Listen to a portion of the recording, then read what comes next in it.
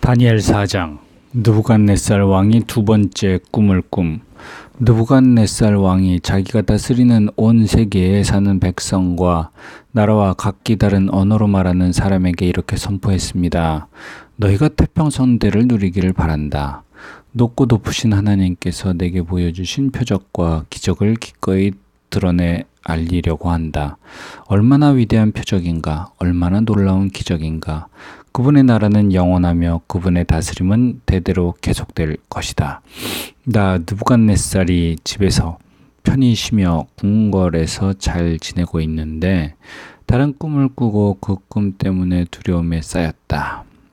내 침대에 누워 생각하던 가운데 머리에 떠오른 환상으로 인해 마음이 답답하고 불편했다. 그래서 나는 그 꿈의 뜻을 알기 위해 바벨론의 모든 지혜자를 내 앞에 부르라고 명령했다. 마법사, 주술사, 점성술사, 점쟁이가 불려왔는데 내가 그들에게 내 꿈을 말해주었지만 그들은 그 꿈을 풀지 못했다. 나중에 다니엘이 내 앞에 왔다. 그는 내 신의 이름을 따서 벨드사살이라고 불렸다. 다니엘 안에는 거룩한 신들의 영이 있었다. 나는 그에게 꿈을 말해주었다. 우두머리 마법사 벨드사살아, 내 안에는 거룩한 신들의 영이 있어서 아무리 숨겨있는 비밀이라도 네가 풀지 못할 어려운 것이 없음을 알고 있다. 내가 꿈에서 본 환상의 뜻을 풀어서 내게 말하여라. 내가 침대에 누워있을 때 내 머릿속에 나타난 환상은 이러하다. 나는 땅 가운데서 있는 매우 키가 큰 나무 한 그루를 보았다. 그 나무는 점점 자라서 강해지고 나무 꼭대기가 하늘에 닿고 땅 끝에서도 잘 보였다. 그 잎은 아름다웠고 열매가 많이 열려 세상 사람 누구든지 먹을 만큼 풍족했다. 들짐승들이 나무 아래에서 살고 공중에 나는 새들은 가지 사이에 깃들었다. 모든 생물이 그 나무에서 먹이를 얻었다. 내가 침대에 누워있는 동안 내 머릿속에 환상이 나타났다. 내가 보니 감시자 곧 거룩한 분이 하늘에서 내려오셨다. 그가 큰 소리로 말씀하셨다. 저 나무를 베서 가지를 꺾고 잎사귀를 떨어내고 열매를 떨어버려라. 나무 아래에 있는 짐승들을 쫓고 가지에서 새들을 쫓아내거라. 그러나 나무의 구루터기와 뿌리는 땅에 남겨두어라. 그것을 철과 청동으로 동여매 들판의 풀밭에 남겨두어라. 그것이 하늘 이슬에 젖고 땅의 풀밭 가운데서 들짐승과 함께하게 하여라. 그 마음이 달라져 사람의 마음 같지 않고 짐승의 마음을 받아서 7대를 지낼 것이다. 이 일은 감시자들이 명령한 것이요 거룩한 이들이 말한 것으로 높고 높으신 분이 인간 나라를 다스리시고 누구든지 그분이 원하는 사람에게 그 나라를 주시며 가장 천한 사람을 그 지위에 세우신다는 것을 사람들에게 알리려는 것이다. 이것이 나 느부갓네살 왕이 꾼 꿈이다. 벨드사살아, 내게 그 뜻을 말해보아라. 내 나라에 있는 지혜자들 가운데 누구도 나를 위해 이것을 해몽할 수는 없었다. 그러나 거룩한 신들의 영이 내 안에 있으니 너는 할 수 있을 것이다. 다니엘이 꿈을 풀어줌. 벨드사살이라고 불리는 다니엘은 잠시 동안 놀라고 당황했으며 고통스러워 어쩔 줄 몰랐습니다. 그러자 왕이 말했습니다. 벨드사살아, 이 꿈이나 그 해몽 때문에 너무 놀라지 말라. 벨드사살이 대답했습니다. 네, 주여. 그 꿈이 왕의 원수들에 관한 것이고 꿈의 뜻이 왕의 적들에게나 이루어졌으면 좋겠습니다. 왕께서 보신 나무가 점점 자라서 강해지고 나무 꼭대기가 하늘에 닿고 땅 끝에서도 볼 수 있으며 그 잎은 아름답고 열매가 많아 세상 사람들의 먹을 것이 되며 그 아래에 들짐승들이 살고 그 가지 사이에 공중에 새들이 깃들었다고 하셨습니다. 왕이여, 그 나무는 바로 왕이십니다. 왕께서 점점 자라서 강해지시고 위대함이 하늘에 닿아 왕의 다스림이 땅끝까지 이를 것입니다. 또 왕께서 보니 감시자 곧 거룩한 분이 하늘에서 내려와 말씀하셨습니다. 저 나무를 베어 없애라. 그러나 그루터기와 뿌리는 땅에 남겨두고 철과 청동으로 동여매 풀밭에 두어라. 그것이 하늘 이슬에 젖고 들짐승과 함께하며 7대를 지내게 하여라 고 하셨습니다. 왕이여, 그것은 높고 높으신 분의 내 주 왕에게 내리신 명령으로 그 뜻은 이루었습니다. 왕께서는 백성들에게 쫓겨나 들짐승과 함께 살며 소처럼 풀을 먹고 하늘 이슬에 젖게 되실 것입니다. 이렇게 7대를 지내고 나면 높고 높으신 분이 인간 나라를 다스리시고 누구든지 그분이 원하는 사람에게 그 나라를 주신다는 것을 왕이 알게 될 것입니다. 또 그들이 나무 그루터기와 뿌리를 남겨 놓으라고 명령하였습니다.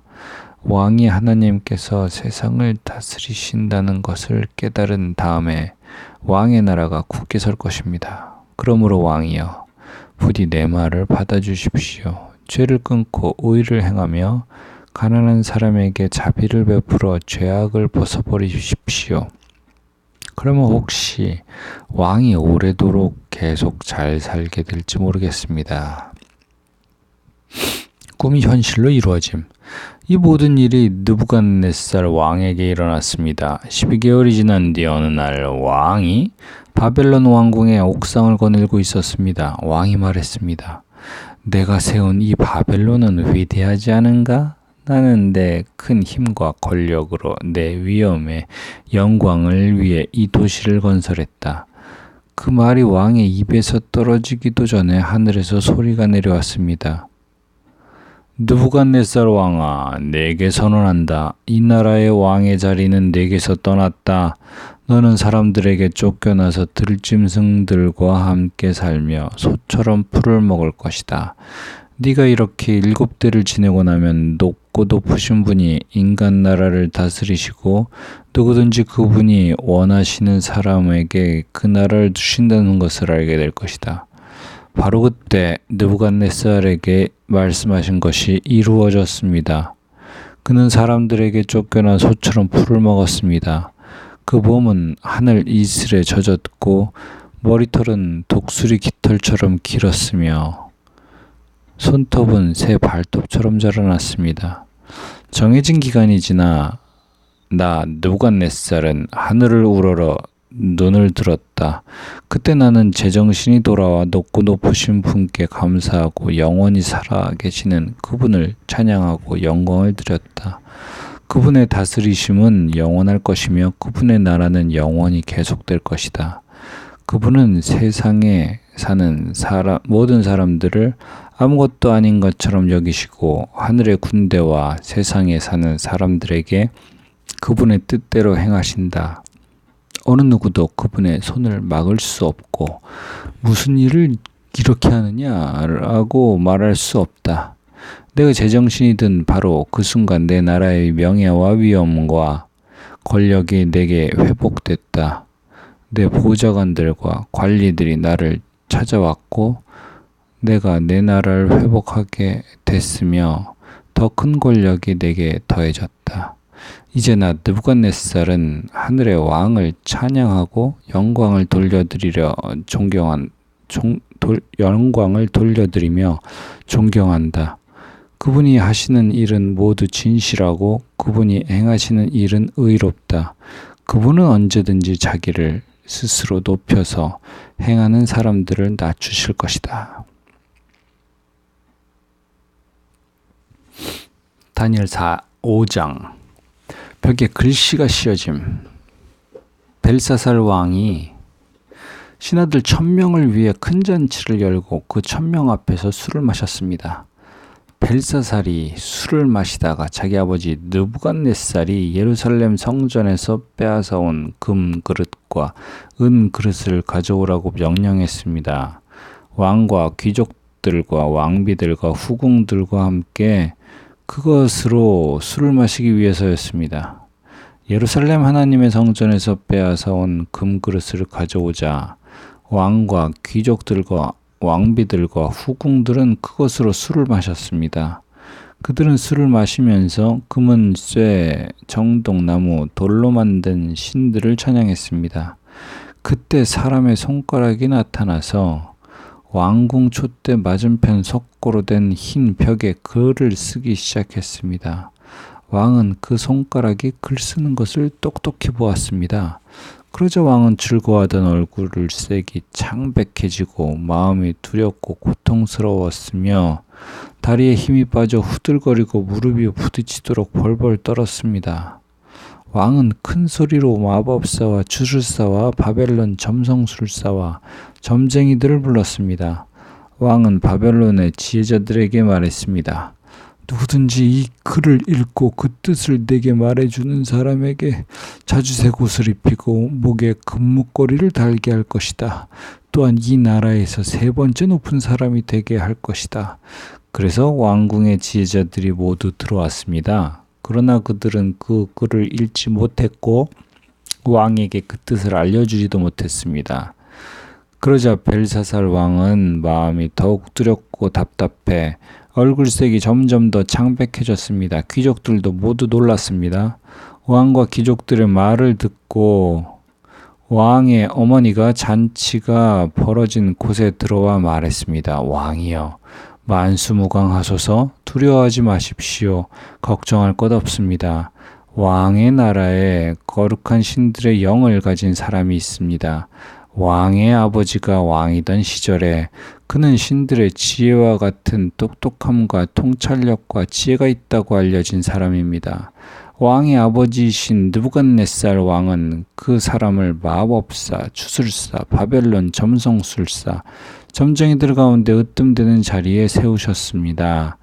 부왕께서는 그 사람 다니엘을 벨드사살이라고 부르셨습니다.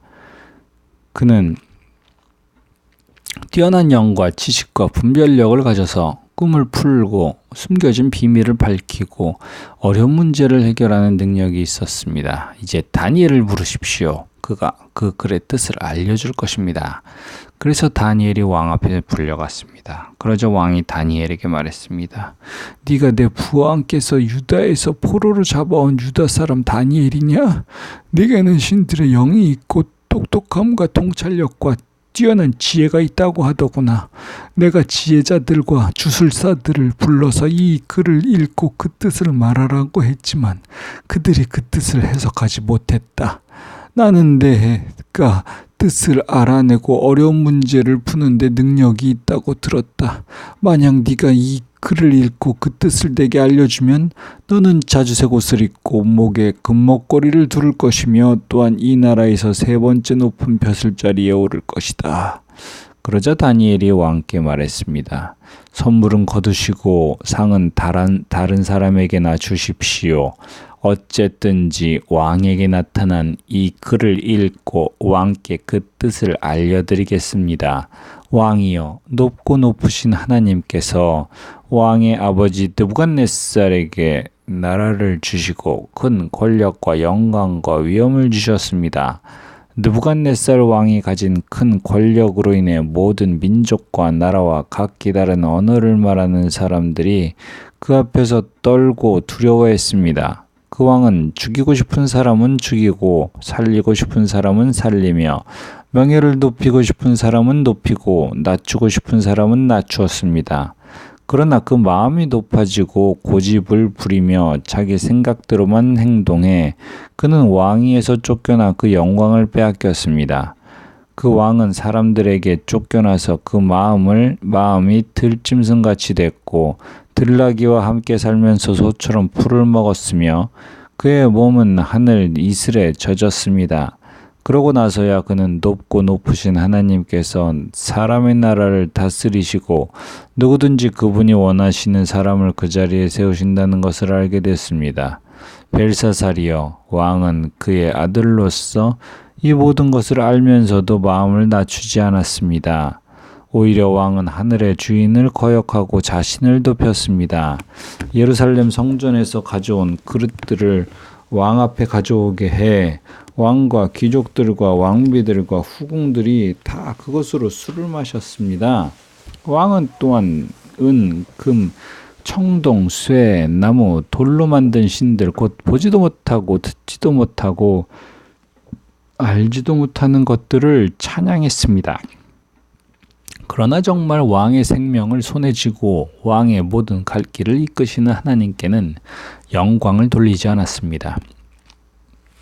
그러므로 하나님께서 이 손가락을 보내서 이 글을 쓰셨습니다. 여기 새겨진 글씨는 이렇습니다. 메네 테켈 그리고 바르신.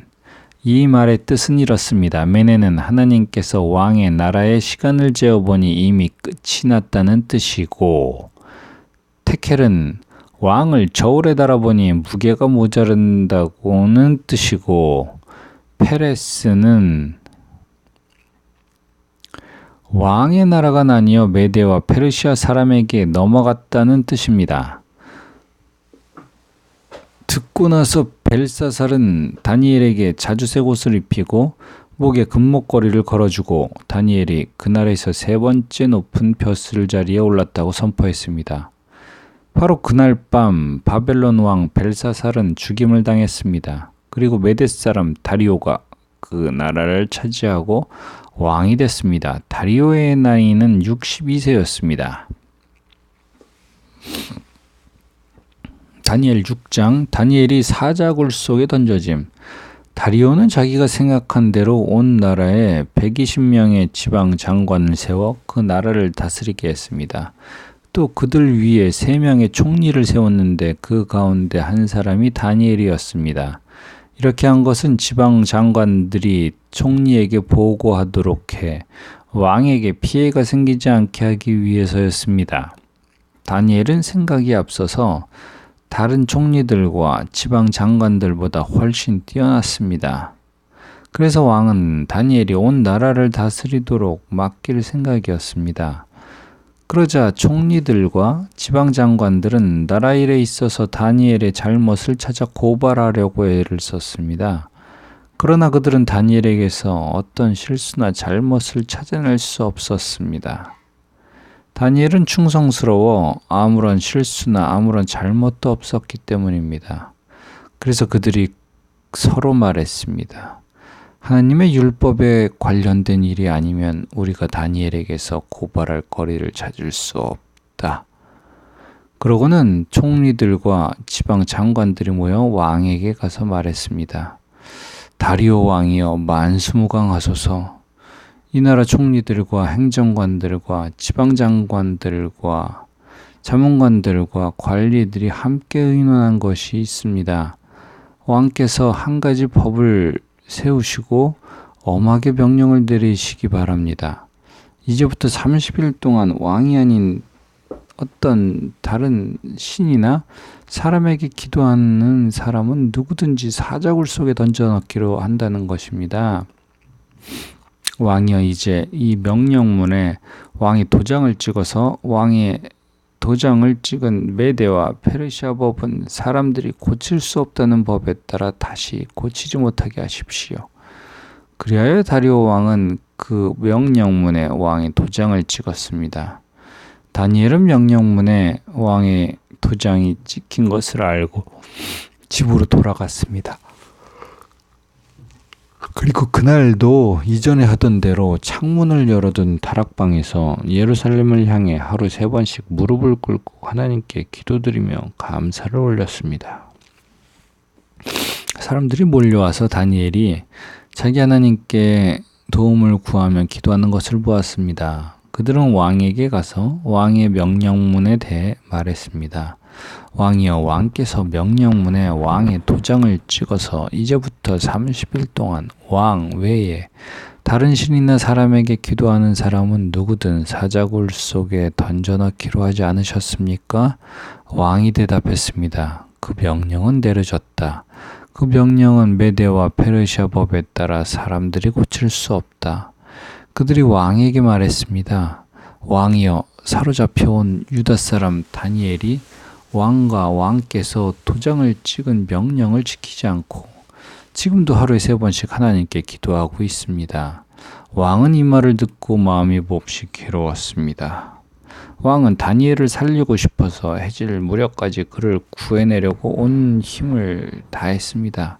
사람들이 다시 왕에게 몰려와서 말했습니다. 왕이여, 메대와 페르시아 법에 따르면 왕께서 한번 내린 명령이나 법은 고칠 수 없다는 것을 기억하시기 바랍니다. 그래서 왕은 다니엘을 끌어다가 사자굴 속에 던져 넣으라고 명령했습니다. 그러나 왕은 다니엘에게 말했습니다. 네가 항상 섬기고 있는 네 하나님께서 너를 구원하실 것이다. 그러고 나서 돌을 굴려다가 사자굴 입구를 막고 왕과 귀족들의 도장을 찍었습니다. 아무도 다니엘에게 내린 처벌을 바꾸지 못하게 하려는 것이었습니다. 왕은 왕궁으로 돌아가 아무것도 먹지 않고 즐거운 악기 소리도 그치게 하고 밤새도록 뜬 눈으로 지새웠습니다. 날이 새자마자 왕은 서둘러 사자굴로 달려갔습니다. 왕은 사자굴에 가까이 가서 슬피 울부짖으며 다니엘을 부르며 물었습니다. 살아계신 하나님의 종 다니엘아, 네가 항상 섬기는 네 하나님께서 너를 사자들로부터 구해주셨느냐? 다니엘이 왕에게 말했습니다. 왕이여, 만수무강하소서. 내 하나님께서 천사를 보내 사자들의 입을 막으셔서 사자가 나를 해치지 못했습니다. 제가 하나님 앞에 죄가 없다는 것이 분명하기 때문입니다. 왕이여, 또 제가 왕께도 죄를 짓지 않았습니다. 왕은 매우 기뻐하며 다니엘을 사자굴에서 건져 올리라고 명령했습니다. 다니엘은 사자굴 속에서 꺼내 살펴보니 몸에 상처 하나 입지 않았습니다. 이것은 그가 자기 하나님을 믿었기 때문이었습니다. 왕은 다니엘을 고소했던 사람들을 끌어오라고 명령했습니다. 그들은 아내와 자식들과 함께 사자굴 속에 던져졌습니다. 그들이 사자굴 밑바닥에 닿기도 전에 사자들이 그들을 움켜서 그 뼈까지 부숴버렸습니다. 다리오 왕은 온 땅 모든 백성들과 민족들과 다 각기 다른 언어를 쓰는 사람들에게 담화문을 드렸습니다. 너희가 태평성대하기를 바란다. 이제 내가 이제 명령을 내린다. 내 나라 모든 지역에서 사는 모든 백성들은 다니엘의 하나님 앞에서 떨며 두려워해야 한다. 하나님은 살아계시고 영원히 변하지 않는 분이기 때문이다. 그 나라는 멸망하지 않으며 하나님의 다스림은 끝없이 계속될 것이다. 그는 구하기도 하시고 건져내기도 하신다. 하늘에서든지 땅에서든지 표적과 기적을 일으키시며 사자의 입에서 다니엘을 구해 주셨다. 이렇게 해서 다니엘은 다리오 왕이 다스리던 때와 페르시아 사람 고레스가 다스리는 동안 편안하게 살았습니다.